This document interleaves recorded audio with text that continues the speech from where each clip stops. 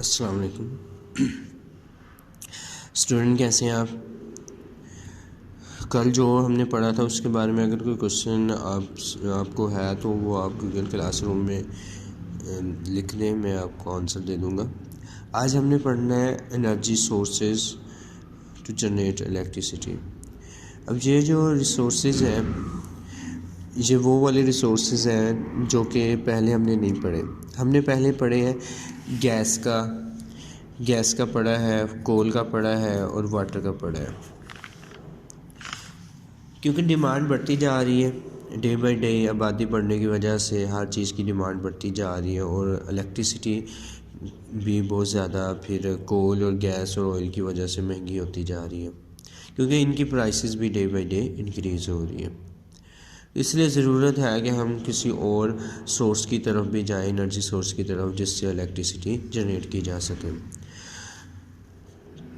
यही चीज़ है कि एनर्जी जो कोल से, गैस से, ऑयल से हम हासिल करते हैं वो पूरी दुनिया में इस्तेमाल हो रही है, क्योंकि डे बाय डे इनकी प्राइसेस गैस की, ऑयल की और कोल की बढ़ती जा रही है। इसलिए इलेक्ट्रिसिटी की कॉस्ट भी बढ़ती जा रही है। इसलिए बहुत ज़रूरी है कि हम किसी चीपर सोर्स की तरफ जाएं ताकि हम अपनी डिमांड भी पूरी कर सकें और हमें मुश्किल भी ना हो। आगे जो आ रहे हैं इसमें आ रहा है solar energy, wind energy, nuclear energy. ये वो तरीके हैं जिसके ज़रिए हम कम कॉस्ट में एनर्जी प्रोड्यूस कर सकते हैं। सोलर एनर्जी में आप देखते हैं हमारे घरों में लगा हुआ है, तो उसमें हम एक दफ़ा ख़र्चा करते हैं और फिर ये काम चलता रहता है जब तक हमारी हिफाजत में सारी चीज़ें मौजूद हों। तो सोलर एनर्जी क्या चीज़ है? सोलर पैनल के ज़रिए ये चलती है। सोलर पैनल क्या होते हैं? इंटरकनेक्टेड फोटो वोल्टेक सेल होते हैं। ये इसके अंदर छोटे छोटे सेल होते हैं। अगर आपके पास घर प्लेट पड़ी है, उसे आप गौर से देखें तो उसके ऊपर चिप्स ही लगी होती हैं, वो सेल के तौर पर काम करती हैं। जब उसके ऊपर सनलाइट पड़ती है तो वो एक किस्म के चार्ज होना शुरू हो जाते हैं, उससे फिर इलेक्ट्रिसिटी पैदा होती है और वो फिर आगे शिफ्ट होना शुरू हो जाती है। डे टाइम में ब्राइट लाइट में हम इसे डायरेक्ट यूज़ कर सकते हैं। इधर से एनर्जी आई और डायरेक्ट हम बल्ब चला सकते हैं, पंखे चला सकते हैं। गर्मियों में ज़्यादातर इस्तेमाल होती हैं। इसके अलावा बैटरीज़ के अंदर हम बैटरीज़ को चार्ज कर सकते हैं इसके ज़रिए, और उससे हम नाइट टाइम बैटरीज़ को यूज़ कर सकते हैं। और इसका फ़ायदा क्या है? एक दफ़ा ख़र्चा होने के बाद ये हमारा काम चलता रहता है। इसके अलावा फ़ायदा ये है कि इन्वायरमेंटल फ्रेंडली है, इससे कोई नुकसान नहीं है। ऐसा नुकसान जैसे दूसरे जो सोर्सेज हैं उनसे हो रहा है। अगर हम कोल को यूज़ करते हैं उससे पोल्यूशन फैल रही है, जहरीली गैसें निकल रही हैं। इसी तरह अगर हम कोल के साथ थर्मल पावर किसी और तरीके से अपनाते हैं, थर्मल पावर में तो हीट बहुत ज़्यादा पैदा होती है इलेक्ट्रिसिटी में, तो वो भी इन्वायरमेंट के लिए सूटेबल नहीं है। सोलर पैनल में ऐसा नहीं है। सोलर पैनल की इसी वजह से डिमांड डे बाय डे बढ़ती जा रही है। उसके बाद आ जाता है विंड एनर्जी। विंड एनर्जी, इससे हम समझ लें पहले कि wind energy wind power working कैसे करते हैं। हम कुछ ऐसा एरिया चूज़ करते हैं जहाँ पे बहुत ज़्यादा हवा चलती हो, जहाँ पे विंडी एरिया हो, हवा चलती हो। ऊपर प्रोपेलर लगाए जाते हैं, ब्लेड लगाए जाते हैं बहुत बड़े, जिससे जब वो हवा चलती है तो वो घूमना शुरू हो जाते हैं। ये शिफ्ट होते हैं पीछे एक जनरेटर के साथ अटैच होते हैं। एक्सल अटैच होता है। जब ये घूमता है तो अंदर मैग्नेट को घुमा देगा, या कॉइल होगी या साइडों पे मैग्नेट होगा, कोई भी मैकेनिज़्म होगा, दोनों में इलेक्ट्रिसिटी पैदा होगी। तो जब ये घूमेगा अंदर से वो मैग्नेट या कॉइल घूमेगी, जिससे इलेक्ट्रिसिटी पैदा होना शुरू हो जाएगी। वो आगे या तो डायरेक्ट इस्तेमाल कर ली जाएगी या फिर स्टोर कर ली जाएगी। तो विंड एनर्जी कहते हैं कि कोस्टल एरियाज़ में करते हैं, क्योंकि वहाँ पे हवा ज़्यादा होती है।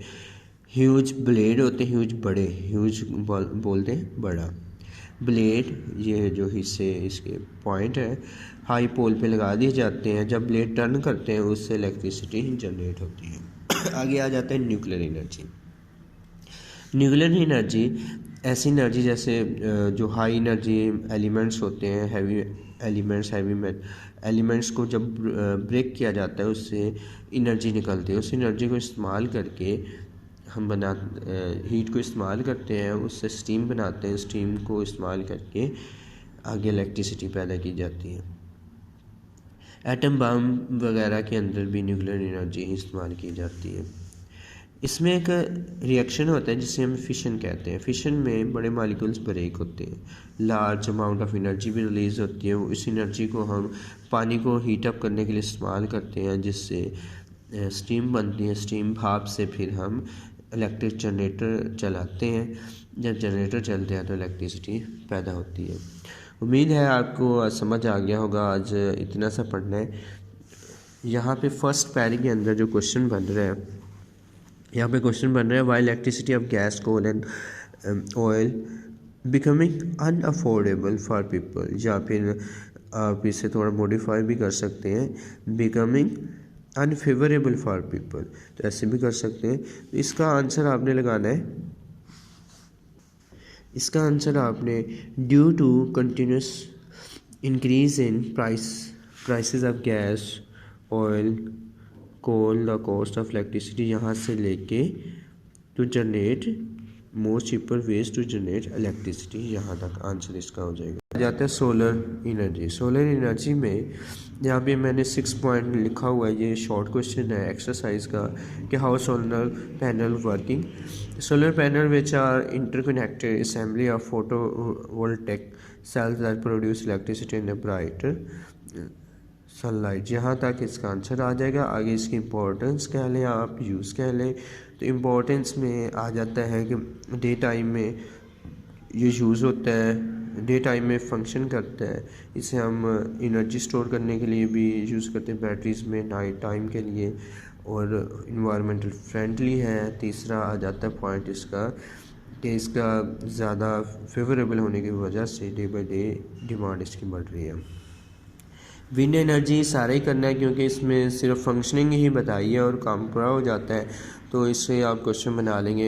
Explain wind energy, how wind energy working, how wind energy is produce, working नहीं आएगा, विंड इसका wind energy produced. Nuclear energy, nuclear energy का भी आप ऐसे ही explain nuclear energy, how nuclear energy is produced, how nuclear energy is favourable, ऐसे मुख्तलिफ क्वेश्चन बन सकते हैं। मतलब क्वेश्चन डिफरेंट तर्ज के होंगे, आंसर आपका सेम ही होगा, बस समझने की बात है। इसलिए कहा जाता है कि 1-2 बार पहले रीड करें, उसके बाद आंसर की तरफ जाएं। ये था आज का टॉपिक। इंशाल्लाह कल आगे पढ़ेंगे। जो भी अगर कोई क्वेश्चन हो तो आपने गूगल क्लासरूम में पोस्ट कर देना। अल्लाह हाफिज़।